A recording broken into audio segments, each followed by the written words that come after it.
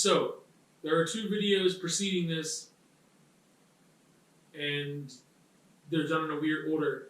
So there's a behind the curtain video that talks about my cannabis use and how that's affecting vlogging, and then there's like I still don't know what I'm going to call it, like my history with cannabis use, which makes sense to have before this one, but this is the last one that I'm going to be putting up. I mean, out of these three, not ever. But this conversation has to do with cannabis use and how, I guess, just kind of like that journey and what effects it has for me, why I use it, etc. So I'm not going to get deep into how it affects vlogging. I'm not going to get deep into the history because there's other videos for that. So the short version, in case you haven't watched those other videos or listened to the podcast version of those, which is available, which is under the name of Artist Personal Journalist. I think it's in my Linktree stuff, so you can check it out there. The link's in the description of the video if that's what you're watching. Anyway, for all intents and purposes, we could just say I've been high I've been high one time, like 7 years ago. I'd never gotten high before then. Didn't really have much of a desire to, even after that one time 7 years ago. Didn't really have a desire to continue with that. And then about a year and a half ago, I decided to give cannabis a shot. And here we are. So, I mentioned this in the history thing, but a lot of it has to do with the reason why I haven't done things sooner. Part of it was my upbringing, my age, because just like legalization, like legislation changing, the legality around it changing, the education, the media, like all these things that have changed so much with information about cannabis, that being fed propaganda since you're a kid about drug use and what they could do, and not having any models or examples in my actual life about, people who use things responsibly and are intelligent people and can discuss the effects and experiences they've had, just they weren't there. But in the past 7 years or so, there's been more education, more information, legislation changing, there's more science than ever before about it, things that people are learning, that information is readily available in a different way, and there's more experiences that I've had in my life with people who use cannabis specifically, and other drugs as well. But even if you think about podcasts, and like just people talking about, psychedelics and whatever else. And so about a year and a half ago, I honestly don't remember the exact origin, but my partner and I were discussing cannabis use, and there happened to be some nearby.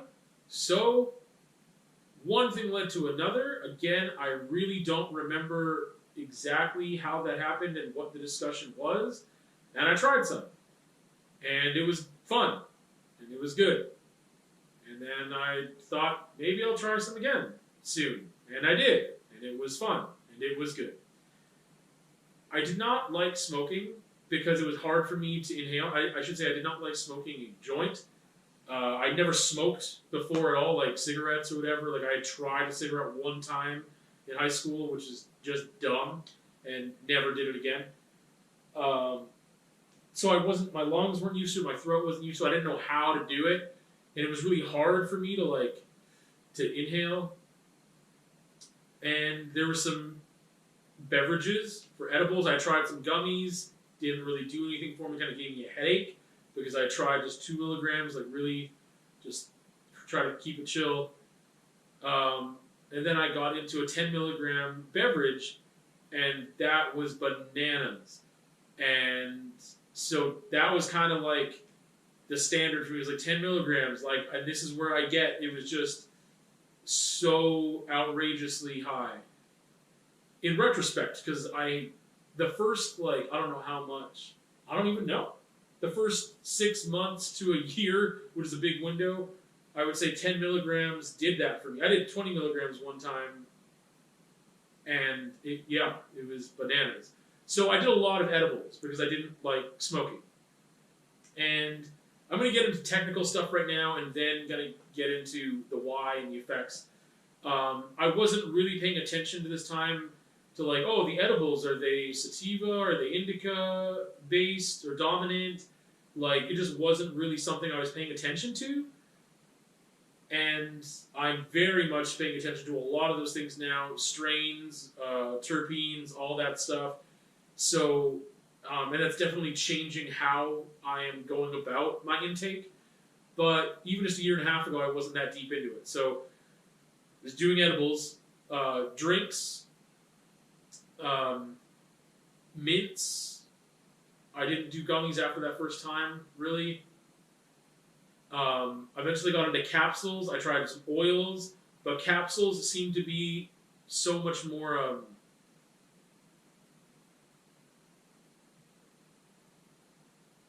predictable and consistent versus like trying to put a certain amount of oil in your under your tongue or whatever, and some of it's still in the thing, and you're trying to measure, and some of it's a spray, and it's just like it was really difficult to get a consistent effect.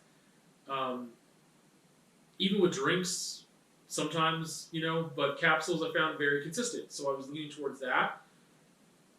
And, every once in a while still trying to smoke a joint. And then at some point, I was discussing with someone in a cannabis shop, a staff member, I should be clear on who I'm discussing with, and was telling them I had really trouble smoking and I wanted to try a disposable vape, but I just had a lot of hard times with inhaling. And they suggested, hey, here's this one. I'll name it because whatever. It's not like a product. I don't know. Whatever. It was a Kazoo brand, and it was the Cabana Banana, and it was purely just off the fact. Like again, I wasn't thinking about strains, plant type, like none of that stuff, terpenes, none of that. I was thinking about at that point, and they didn't give me any of that information either. And I'm paranoid. I'm so far away. And I'm not used to, like, I don't know what the audio quality is going to be like. So I'm also projecting a little louder. It might be echoey. I'm usually, like, twice as close, but I want to be comfortable for this. So, yeah.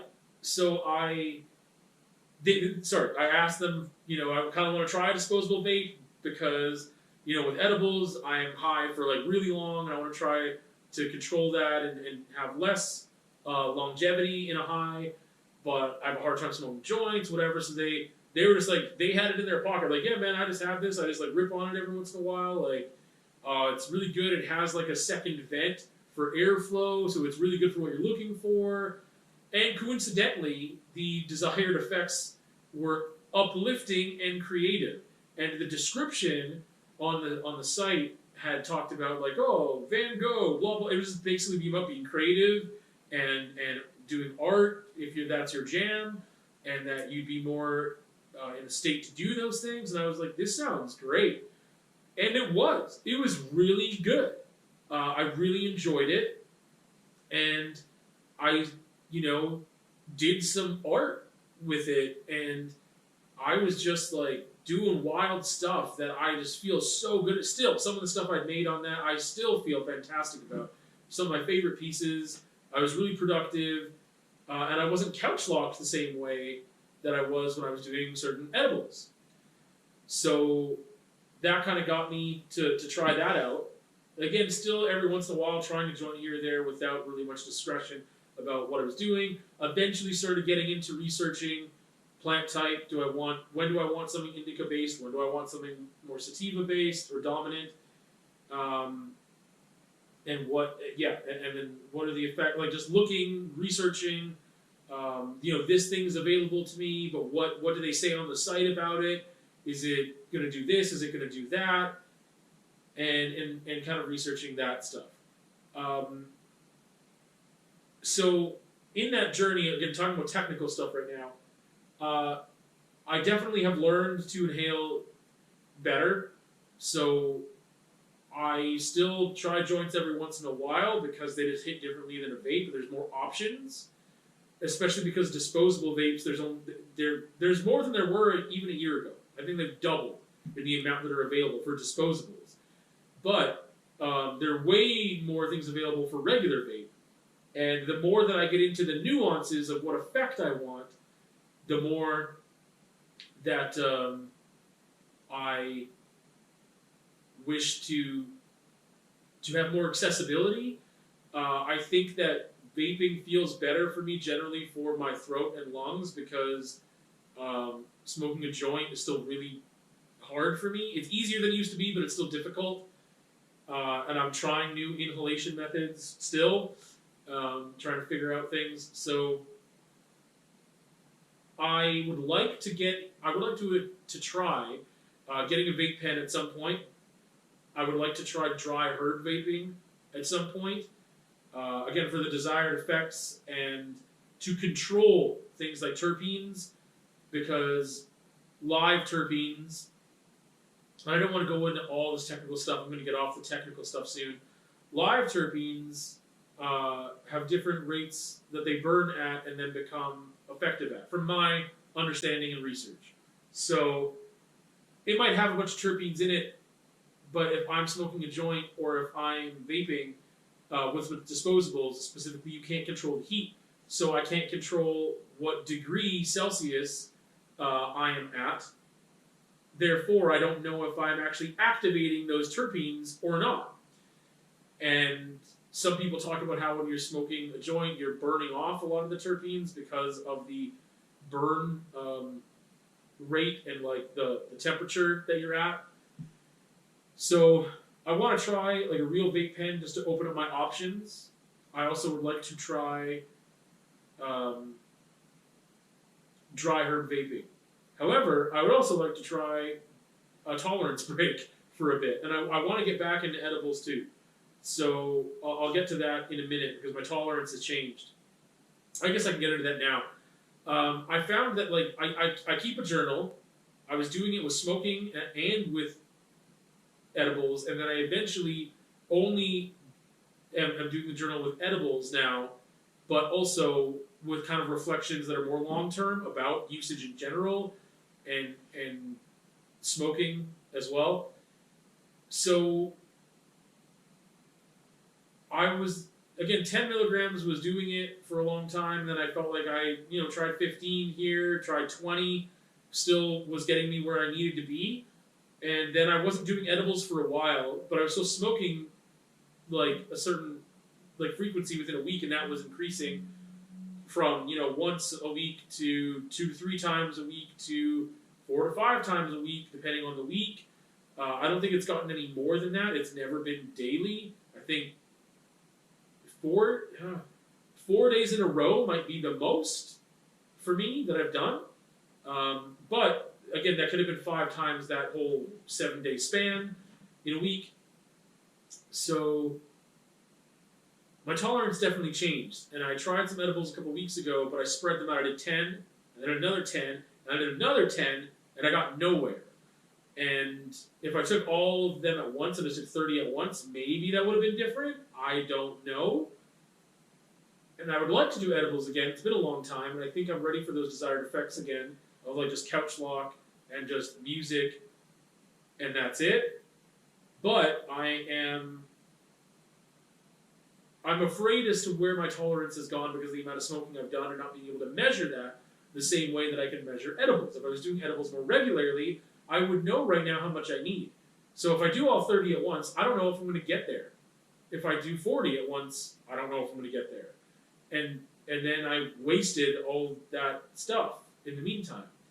So I don't know what to do. I have never greened out. I got really close to it once. The very first time. The very first time I had that disposable vape, the Kazoo Cabana Banana. I was so used to like with a joint that I had to like try and get as much as possible because I wasn't inhaling properly. So when I did that, I like took like as much as I possibly could in one breath, in one pull. and I almost died. Like, I just immediately was so high. I was coughing on the couch here, leaned over, drooling, thought that I was going to vomit. I was like, man, I need help. I'm going to die for like a minute, and then I was just fine. Physically fine. But I was still really high for a while. But yeah, that was the thing. So I learned how to use that better. But anyway, tolerance is a thing. I have cut back a bit, and now I guess I'll kind of get into that. So, the reasons that I got into it, again, more education about things with anxiety, how people are using it to help with that, the creative aspect, being in the present. So the effects for me early on were about being in the present. So I'd be couch locked right here, lying down, listening to music, doing nothing. I have not felt that I've been able to do that since high school, where I didn't have nearly the amount of responsibilities or the amount of anxiety, and I was doing a lot of things to combat my anxiety without even knowing I had anxiety. I was much more physically active. I was walking a lot. I was in my room listening to music, doing nothing else. I was reading more consistently. But I haven't felt able to be, like, I haven't felt that I've been in a place where I could listen to music and do nothing else. Just listen to music for years and years. But that's all I was able to do with edibles. I just took them, and then I was here, lying down, listening to music, and it was amazing. And I could pry open my third ear, to borrow a line from Maynard James Keenan of Tool and A Perfect Circle and Pucifer and all these other musical projects he has. But in Tool specifically, the song Third Eye, prying open my third eye, that lyric, I felt like I was prying open my third ear. I could hear things in the music I had never heard before. I was just like present and just taking it in and doing nothing else. And boy, it felt so good to be just free from anxiety, to be free from thinking about all these things, the future things that haven't happened yet, whatever, just like to be free from that. And I think that if I were to practice just listening to music again, but I feel like there's always something that I have to do. So by getting that high where I felt like I didn't want to get up, it enabled me to just do that, to just sit and do nothing else. I've got the time, I've set out the time, I'm not using my anxiety brain right now. I'm just like being in this state where I can just chill. And it was so wonderful. That was like positive effect number one, which also, for me, the balance is, am I learning from my cannabis use? I want to apply those things in my life when I am not high. Can I learn from cannabis and apply these learnings, whether they're thoughts and feelings that I'm experiencing, or whether they are methods of being free from anxiety or trying to redirect from it or whatever else? And that was one thing. I'm like, okay, that was really good for me. I think I need that right now to get to that place. It's hard for me to just right now just be like, you know what, I'm going to shut this off. When I'm done, I'm going to listen to some music and just sit on the couch and do nothing else.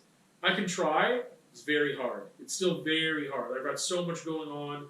There's still a lot of things happening in life that are not in my control, but are negatively impacting things that I start to think about, go down a rabbit hole. I tried diffusion methods and some other things, but anyway, that's one of the effects that is incredibly positive for me, is being able to just decompress, just being able to just like literally feel my muscles loosen, feel not tight up here, to just feel just like, it just feels physically amazing to not be holding anxiety in that way, right? It's like a post-coital state sometimes of like loose and and happy and loving and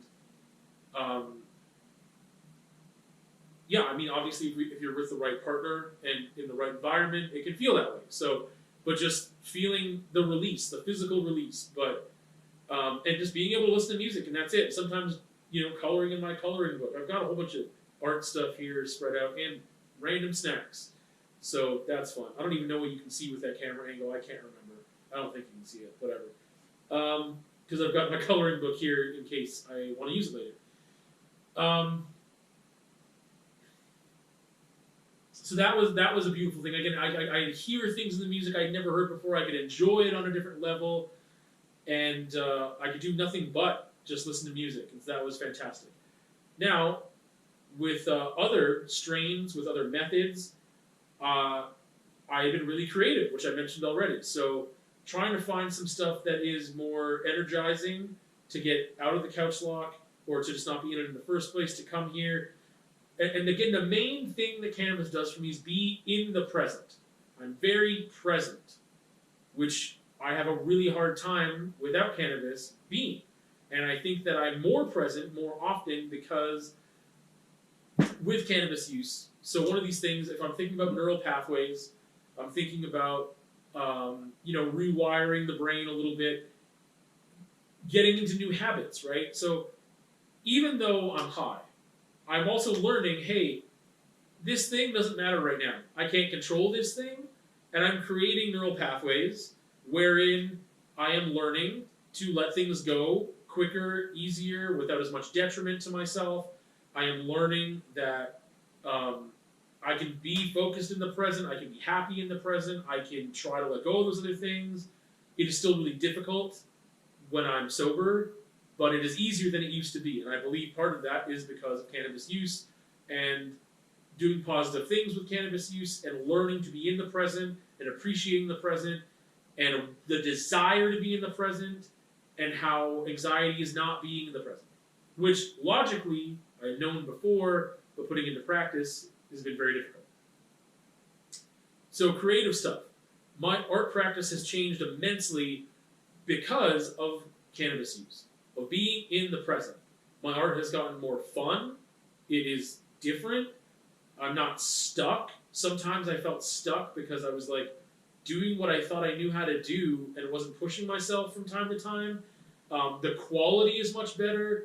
I feel like during this cannabis use, I had learned as well that like the reasons why I felt like I had to do things in one sitting, and I was already kind of getting out of that of like, no, I can do this in 2 or 3 or 4 or 5 or how many sittings. I'm looking at the noose that I've been painting now. I mean, it's a little different because it's my first oil painting, and it's very intricate, and it's taking a long time to do all these little things. But I never would have tackled that, I don't think, without experience in cannabis use. Because I set myself free from my own restrictions that I was putting on myself beforehand. And I said, I don't need to do that. Why am I doing that? And moved on. But being very in the present, it doesn't mean, like, I don't know, I just do what I want to do in that moment, and I'm also so okay with it not working out.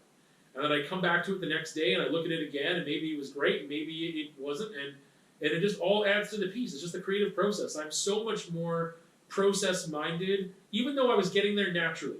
I was kind of getting into this direction before using cannabis. So about 2 to 3 years ago, I started this shift in like, I'm anxious when I'm making art sometimes because my expectations on myself for what I'm doing. And so letting go of that, I already started that process, but cannabis accelerated that and really drove it home as to like, what am I doing? Why am I doing it? Do I need to be doing it that way? And very focused on the process and being in the present. So I can try things that I was scared to try because I wanted a certain outcome before, and I've almost completely eliminated a specific outcome. For the most part, I don't have a specific outcome anymore. I'm creating to create. Making is making and making is good, or doing is doing and doing is good is a little mantra that I've had. I'm just making stuff. And it feels really good to just make stuff. And I don't want to impose anything on myself for how do I make stuff. I'm just making stuff. That's just what I'm doing. So I'm using all these different methods and experimenting and just being in the present way more than before and feeling so free to do that. And that has translated to me making art sober as well. That I'm not as scared to try new things. I am so much more process oriented. It's just completely changed my art practice. And again, I was leaning towards some of those realizations and practice already, but this accelerated that. So those are the two really main things. And both of them have to do with being so in the present. That if I get to a certain high, I am so in the present. Now, other benefits that aren't as important. Depending on strain and stuff, sometimes I can be really talkative, and I really like having conversations more than I would otherwise. I have a lot of thoughts and ideas, and then being able to express that with someone. I feel that I am more in touch with an honest version of myself, because if I am a certain amount of high, like I find it really difficult to have a filter when I'm a certain amount of high. So I say a lot of things that I'm not intending on saying, and they're completely honest and true, because I just don't have as much of a filter to process if I should say this thing or not that thing, or maybe I can keep that just for myself, or I just feel so much more uninhibited in that regard that conversations are much more honest, and that I believe is a good thing, and that I can discuss with people certain things. I can be much more in tune with myself and my emotions. And again, that has translated to sober times as well, where I feel like I can access parts of myself that I wasn't accessing before. I'm much more in tune with that, and just being that part of me that is so focused on growth and lifelong learning is still very present while I'm high. And so I like to have conversations. They can be fun. I also like watching movies high. That has been enjoyable. Watching shows, being just, again, so much more in the moment, in the present, focused. Things definitely can be funnier, which is a good time. I enjoy music so much, even when I'm not super high where I'm couch locked. But just like walking around, I feel much more confident. I feel much more like I have a belief in myself.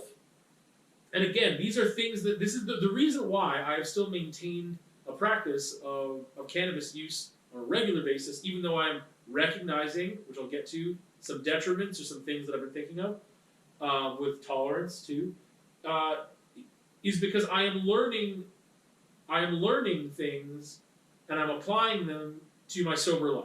If I wasn't able to do that, I don't think I would be using this much, because it would seem unhealthy. Now, to get into that part, there have been times where I've been under such immense stress that has been my go-to, of like, hey, well, I can't handle this, I just need to get high and sit here and watch Seinfeld. And I want to get away from that. So that has been what I've been getting away from. I definitely noticed that, and sometimes I feel like, and I wrestle with that. What's really bad about that? Is this really harmful to me if I'm using this as a method to get through my anxiety? I think yes and no. I think that I don't want to run to a substance, no matter what the substance. If it's a part of my regular practice, again, it's never been daily, and it still is not. But if it's part of my regular practice that, however many times a week that's a thing that I do, or when I'm in the studio, that's definitely more likely to happen. It keeps my anxiety level down, but also because I'm learning to do that, not just from the effects of the substance, but what I learn while I'm under the effects of the substance that I can apply later.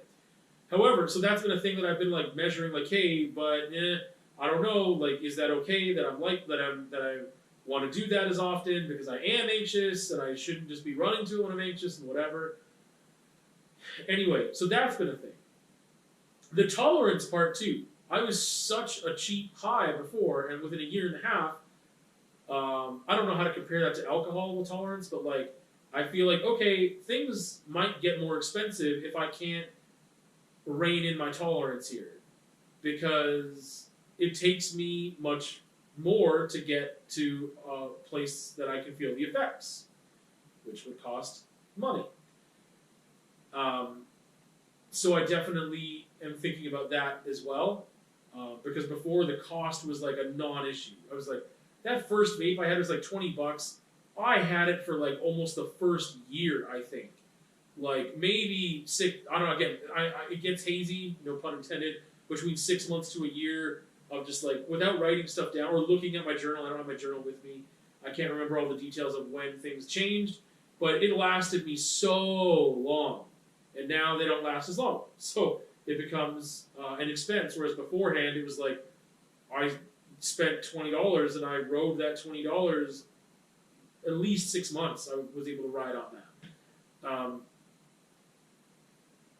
And I think it just comes in, there's this, not a trap, but there's a question of, if I'm happier while I'm high, is that because I've learned to be in the present more? Because I'm forced into the present? Is it because of this, that, or the other? Who doesn't want to be happy? It definitely engages this part of me that's very hedonistic of, well, who doesn't want to feel this way? Of course, this feels great, and there's not really much negative effect that I can see. There's a financial effect. There's, hey, maybe I can't do this activity right now. Effect, I'm not free to necessarily go for a drive right now, but the other part of that is just like that I don't want to fall into the trap of like, well, more, right? Like with food, that's been a thing that I've had to really combat and really be strict with, and I've had this thing that while I've been high, we can do hard things, and if I can do those hard things when I'm high, sometimes they're easier, sometimes they're harder, but I feel like I can do them, and then I can get into that habit. I can portion my food better. It's definitely gone back and forth a couple times with being able to enjoy food in moderation while high versus not in moderation and feeling really not good about that the next day or that night or just physically not feeling well and setting myself back health-wise. I don't want to do that. So that's definitely an adverse effect at times. I think I had something else too, but just thinking about sleeping as well. And I've just been changing when I do things and how I do things. So I feel like I'm missing something. I was about to get to something, and then the food thing kind of interrupted it. But I think that's pretty much it. And if I remember the other thing, whatever. But I'll get to it when I get to it. But yeah, I have been enjoying that. I've seen a lot of positive effects, and I've seen where things can be negative. Again, if it's like, oh, the happy thing, if it's like, well, if that's the only time I'm happy, that would be a problem. I need to learn to be happy without that. I don't think that's much of an issue. I think that there are times of high stress where I feel like I can't get out of it without getting high, and I've been thinking about that definitely and documenting that and reflecting on it. So that's kind of my experiences with cannabis this past year and a half, and the reasons why I am partaking and the positive effects I get from that, and some of the things to look out for that could be adverse and negative effects. I mean, obviously there's health things too, like with smoking, we're smoking joints. I mean, you've got paper in your lungs basically, and like that's not a thing that maybe you want to do. So it's also why dry herb vaping has been something that I'm looking into, because of the different effects on your lungs and health, and why things like edibles are a thing that I was like, this is healthier than me smoking a vape or a joint. So, yeah. If you are a person who enjoys cannabis and may be helpful to me, if you want to discuss things, I'm open to that. I don't like doing research, and I prefer to do research in an informal way through conversation with people, but there's definitely things that I'm trying to research and figure out, because it is such a vast area. There's so much nuance and diversity in this world where I want to figure out what's best for me and what I can do to achieve certain effects. So if you seem to feel like you have that knowledge, I would love to speak with you about it, to kind of continue navigating this journey. But I think that's all I have to say about my use of cannabis as of late, and where things are headed and what I'm reflecting on.